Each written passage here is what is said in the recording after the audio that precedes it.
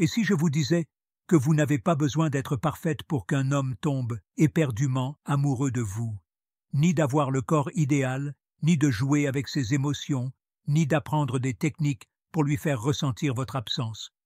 En fait, beaucoup des stratégies enseignées aujourd'hui, comme faire la difficile ou envoyer des messages ambigus, non seulement échouent avec les hommes émotionnellement matures, mais se retournent complètement contre vous.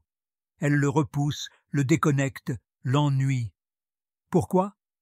Parce que la véritable attraction, celle qui touche l'âme et pas seulement le corps, ne naît pas de la mise en scène. Elle naît de quelque chose de bien plus puissant. Votre présence consciente, votre authenticité émotionnelle et votre capacité à vous affirmer sans perdre votre douceur. Ce mélange de confiance intérieure et de sensibilité authentique ne peut pas être feint. Il se ressent et, lorsqu'il est présent, éveille quelque chose de profond. Ce que peu de femmes comprennent, c'est que, dans leur empressement à créer une connexion, elles en donnent souvent trop, trop vite. Réponse immédiate, compliments creux, accès émotionnels avant d'avoir instauré la confiance. Et que ressent-il? L'impression qu'il n'a plus rien à découvrir, qu'il a déjà tout obtenu sans aucun effort. La psychologie masculine, surtout chez les hommes émotionnellement conscients, réagit au rythme, au mystère et à l'estime de soi que vous démontrez. Comme l'écrivait Carl Jung dans L'homme moderne à la recherche d'une âme, la rencontre de deux personnalités est comme le contact de deux substances chimiques. Si une réaction se produit, les deux se transforment. Mais pour que cette réaction s'opère, il doit exister une certaine tension, un équilibre entre proximité et espace.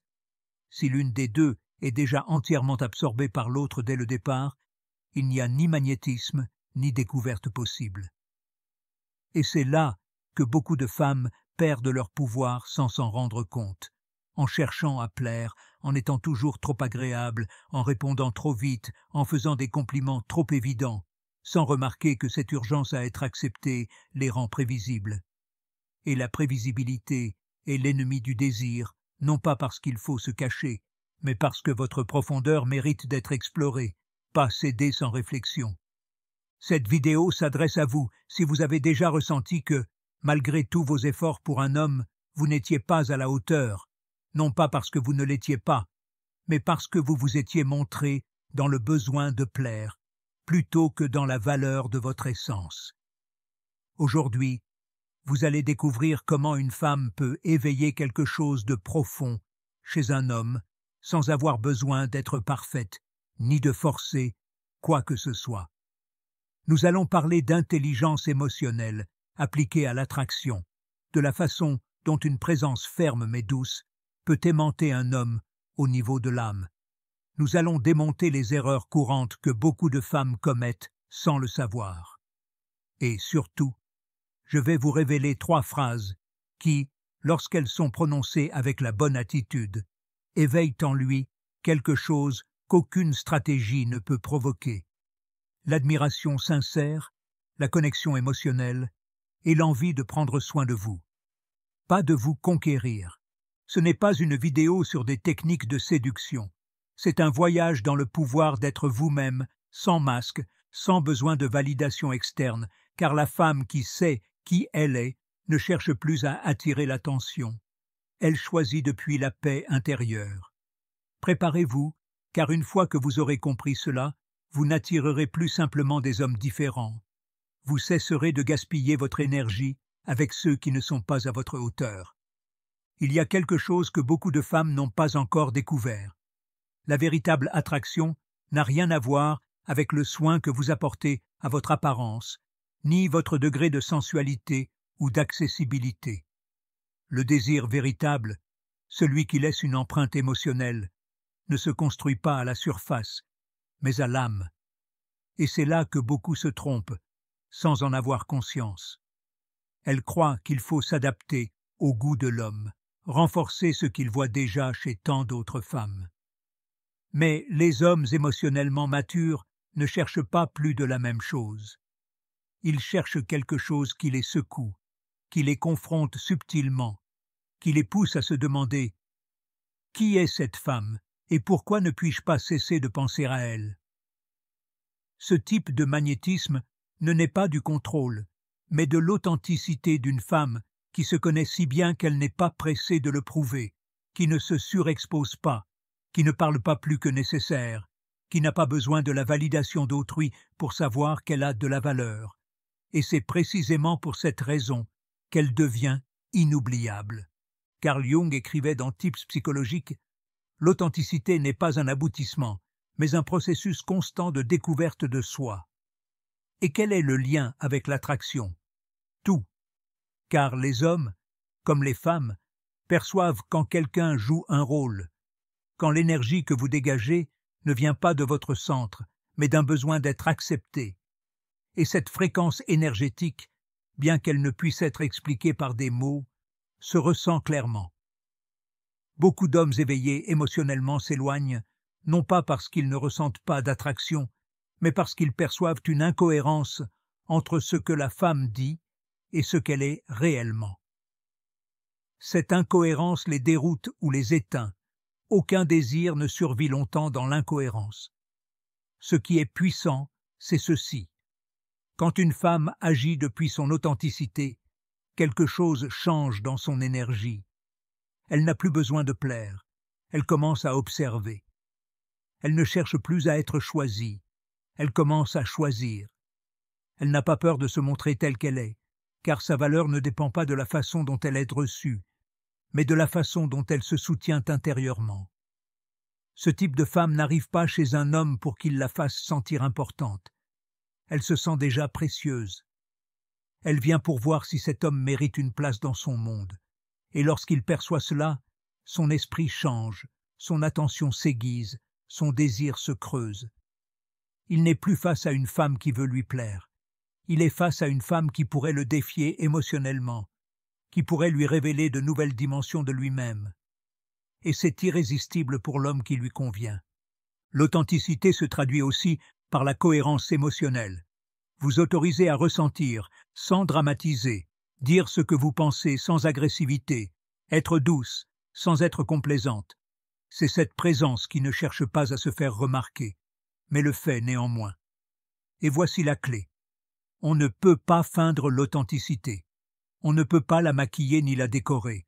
Soit on la cultive, soit on ne l'a pas.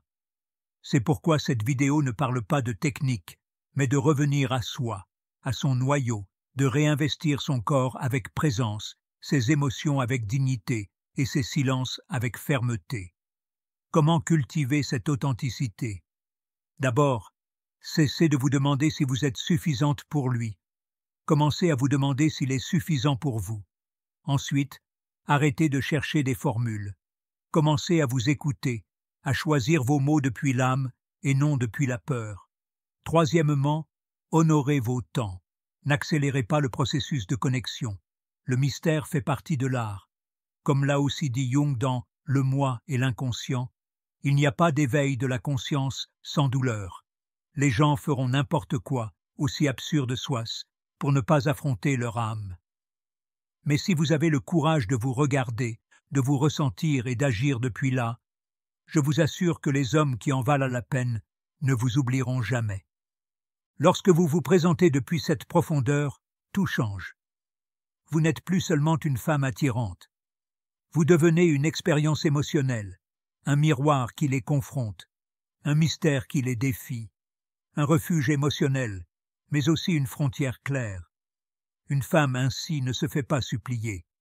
Elle reste gravée dans la mémoire, car rien n'est plus attirant qu'une femme en paix avec elle-même, qui sait dire non sans culpabilité, qui n'a pas peur de partir quand elle sent qu'elle se perd, qui ne quémande pas l'attention, mais offre sa présence. Et ce genre de présence n'est pas facile à trouver. C'est cette énergie qui fait qu'un homme ne se contente pas d'être attiré, mais s'en trouve profondément inspiré. Inspiré à s'améliorer, à s'ouvrir pour montrer son âme. Et cela, au-delà du désir physique, est le véritable art de la conquête. De nombreuses femmes se demandent pourquoi, malgré leur intérêt, leur affection, leur disponibilité et même leur admiration, les hommes qu'elles aiment s'éloignent. Qu'ai-je fait de mal? Ai-je eu tort de montrer que je tenais à lui? Pourquoi s'est-il déconnecté alors que j'étais si tendre? La réponse, bien que désagréable, est simple. L'excès de disponibilité émotionnelle n'est pas toujours interprété comme quelque chose de précieux. Parfois, il se perçoit comme un manque d'estime de soi. Une des erreurs les plus fréquentes est d'afficher une disponibilité immédiate. Répondre trop vite, dire oui à tout, être toujours prête pour lui, même quand il ne l'a pas demandé. Cela, loin d'inspirer de l'attraction, peut déclencher chez l'homme un signal intérieur qu'il ne peut pas expliquer, mais qu'il ressent sous forme de question. Pourquoi est-elle si disponible? À quel point sa vie est-elle occupée? À quel point est-elle vraiment sélective? L'esprit masculin est programmé pour accorder de la valeur à ce qui représente un certain défi émotionnel, non pas parce qu'il veut jouer, mais parce que ce qui se donne trop facilement perd souvent sa mystique. La disponibilité sans filtre se confond avec le besoin, et le besoin, même inconscient, n'est pas attirant. Une autre erreur fréquente est de ne complimenter que l'apparence physique d'un homme. Des phrases comme « tu es magnifique » ou « cette chemise te va si bien » peuvent sembler mignonnes, mais si elles ne sont pas accompagnées d'une observation plus profonde, elles n'ont pas d'impact réel. Pourquoi? Parce que beaucoup d'hommes ont déjà entendu cela. Ce qu'ils n'entendent presque jamais, ce sont des mots qui reconnaissent leur caractère, leur détermination, leur énergie. Quand une femme ne se concentre que sur l'extérieur, elle manque une occasion précieuse, toucher l'âme. Et quand on ne touche pas l'âme, on ne crée pas de connexion. On reste à la surface. Troisième erreur la plus courante, forcer une connexion émotionnelle trop vite. Cela arrive quand une femme tente dès le début de partager ses blessures, de rechercher une vulnérabilité immédiate ou de poser des questions profondes, sans avoir d'abord instauré un lien de confiance. Bien que l'intention soit noble, l'effet peut être contre-productif. L'homme peut se sentir envahi ou pressé de donner une réponse émotionnelle pour laquelle il n'est pas prêt. Cela ne le rapproche pas, cela le met sur la défensive, et au lieu de percevoir de la sensibilité, il perçoit une anxiété à s'accrocher à une connexion inexistante. Carl Jung avertissait dans L'homme moderne à la recherche d'une âme. Ce que vous résistez persiste, ce que vous acceptez vous transforme. Et souvent, ce désir désespéré de connexion immédiate naît d'une blessure émotionnelle non acceptée, d'une urgence à être vu, à être aimé, à valider que, cette fois, cela fonctionnera. Mais quand ce désir guide l'interaction, l'autre personne le perçoit comme une carence, pas comme une présence. Et les carences projetées finissent par éloigner même celui qui avait d'abord montré de l'intérêt. Il est important de comprendre que les hommes émotionnellement matures ne recherchent pas la rapidité, mais la profondeur. Et la profondeur ne s'impose pas, elle se cultive. Elle ne se révèle pas lors du premier rendez-vous, elle se laisse croître avec le temps. C'est comme l'art de préparer un bon vin. Il a besoin d'espace, de patience et de soin. Ce qui mûrit lentement génère un désir durable. Ce qui est donné d'un seul coup perd sa valeur trop tôt. Ces erreurs, bien que compréhensibles, sont fondées sur un paradigme très ancien, celui de croire que plus on donne, plus on devient précieuse. Mais dans la réalité émotionnelle des hommes conscients, cette logique ne s'applique pas. Ils ne cherchent pas une femme qui donne tout rapidement, ils cherchent une femme qui s'attribue de la valeur et qui, depuis ce lieu, décide combien partager. Une femme qui donne par choix, pas par nécessité, qui offre l'abondance, pas la rareté émotionnelle. Et voici le contraste puissant. Quand une femme ne cherche pas à être adorée, mais se respecte avec dignité, son énergie change complètement. Il ne s'agit plus d'impressionner, il s'agit d'inspirer. Il ne s'agit plus de conquérir l'homme, il s'agit de discerner s'il est à la hauteur émotionnelle. Il n'y a pas de désespoir, il y a du discernement. Et le discernement est sexy. Une femme qui s'aime ne donne pas un accès immédiat, elle observe d'abord. Une femme qui se respecte n'essaie pas de prouver quoi que ce soit. Sa présence suffit, et de là, elle n'a pas peur de se retirer si elle sent qu'elle donne plus qu'elle ne reçoit. Ce genre de femme ne joue pas, mais ne se livre pas à n'importe qui non plus. Elle ne s'engage pas, elle choisit. La clé n'est pas d'éviter de montrer de l'intérêt, mais de savoir comment le montrer. L'intérêt né du calme est attirant. L'intérêt né de l'anxiété ne l'est pas. Et il ne s'agit pas de manipulation, mais de sagesse émotionnelle. Se montrer avec douceur, mais aussi avec clarté. Être réceptive, mais pas intrusive. Offrir, mais ne pas s'oublier. Voilà l'alchimie de l'attraction consciente. Souvenez-vous, les hommes qui valent la peine ne cherchent pas la perfection. Ils cherchent la profondeur. Ils ne veulent pas d'une femme qui les adore sans les connaître. Ils veulent être découverts peu à peu par quelqu'un qui se valorise suffisamment pour ne pas se donner d'emblée. Nous vivons à une époque où la force féminine a été confondue avec la demande émotionnelle, où la liberté a été interprétée comme une disponibilité illimitée, et où beaucoup de femmes, dans leur désir d'être aimées, ont oublié quelque chose d'essentiel. L'amour le plus attirant naît du calme intérieur, pas du besoin. La philosophie stoïcienne, loin d'être une théorie froide ou distante, est un outil puissant pour cultiver un magnétisme émotionnel. Et quand une femme incarne ces principes depuis son essence féminine, quelque chose de magique se produit. Son énergie devient irrésistible parce qu'elle cesse de chercher à être choisie et commence à observer avec élégance. Le premier principe stoïcien qui transforme l'énergie d'une femme est le suivant. Vous êtes la récompense, pas comme une affirmation de supériorité, mais comme un rappel intérieur que votre temps, votre attention et votre présence ont de la valeur. Une femme qui incarne cette idée ne quémande pas d'attention, ne mendie pas de messages, ne se déséquilibre pas si quelqu'un s'éloigne, car elle comprend qu'elle n'est pas là pour convaincre quiconque de rester, mais pour découvrir qui mérite de rester à ses côtés. Et cela n'est pas de l'arrogance, c'est de l'auto-estime émotionnelle. Regarder à l'intérieur et dire « ce que je suis a de la valeur, même si tu ne le vois pas ». Le deuxième principe stoïcien qui amplifie le pouvoir féminin est le suivant. Vous n'avez pas besoin de sa validation. Vous êtes là pour le connaître, pas pour qu'il vous approuve. Le problème n'est pas de montrer de l'intérêt. Le problème est de dépendre de sa réponse pour se sentir précieuse. Et cette différence change tout. Quand une femme se donne à l'autre dans l'attente de validation, elle perd de sa spontanéité. Elle commence à dire ce qu'elle croit qu'il veut entendre, à s'habiller comme elle pense qu'il le souhaite, à réprimer son intuition pour ne pas paraître trop émotive. Mais quand une femme agit depuis son centre, elle n'a pas besoin de se modeler. Elle n'a pas besoin d'approbation.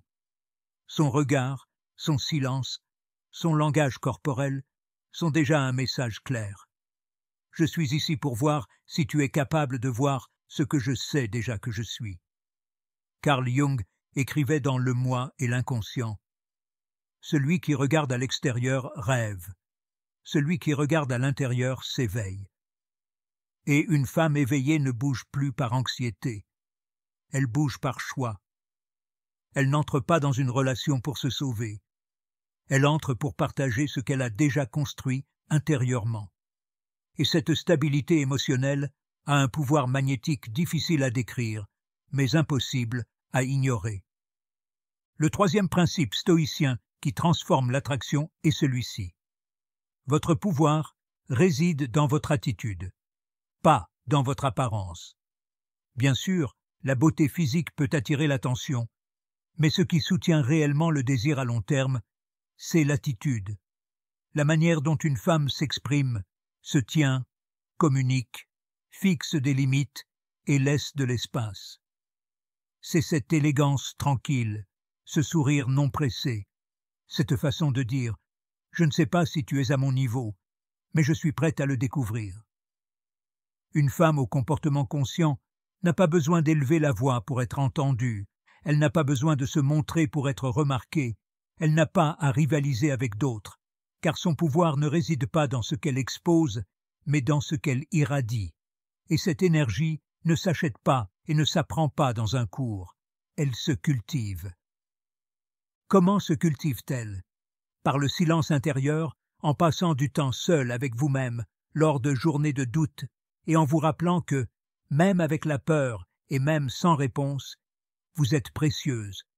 Elle se cultive chaque fois que vous choisissez de ne pas envoyer ce message impulsif, chaque fois que vous choisissez de vous retirer avec grâce plutôt que de supplier.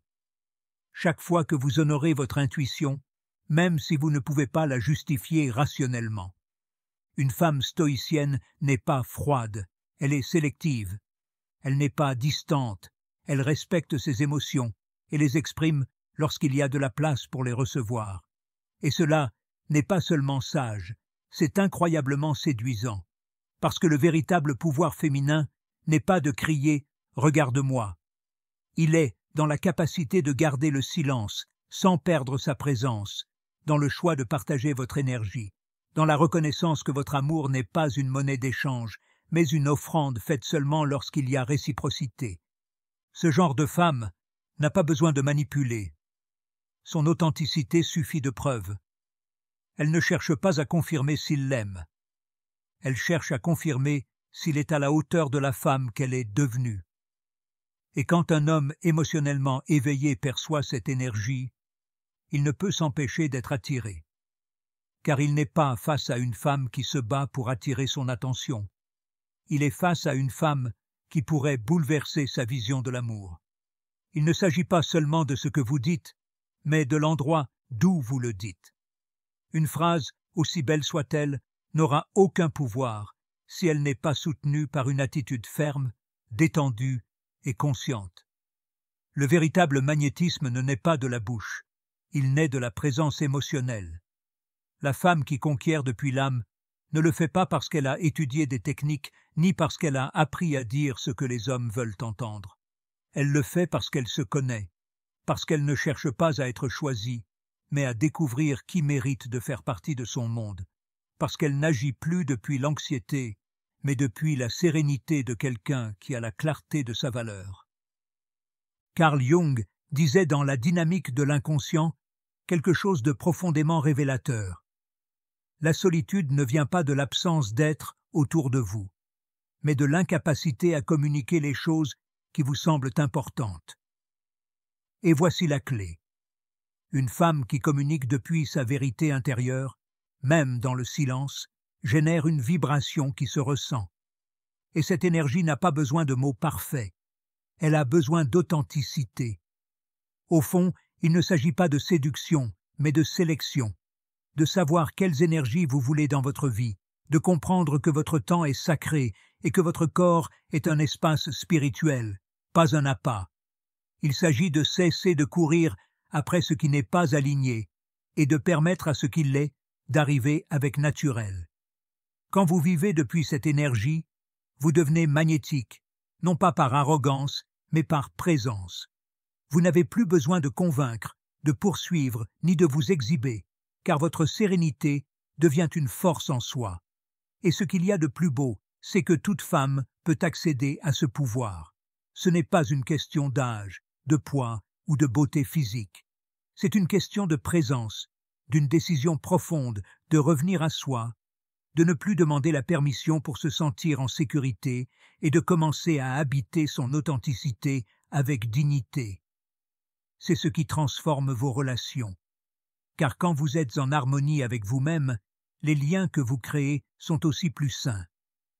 Vous n'attirez plus le vide, mais la plénitude.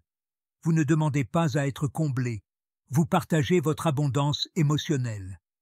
Et quand cela arrive, le type d'hommes qui se sentent attirés par vous change. Les immatures se sentiront mal à l'aise, mais les conscients vous verront comme un phare. Une femme qui ne cherche pas qu'on l'admire, mais une compagne émotionnelle qui sait observer, qui sait tenir le silence, qui sait choisir avec sagesse.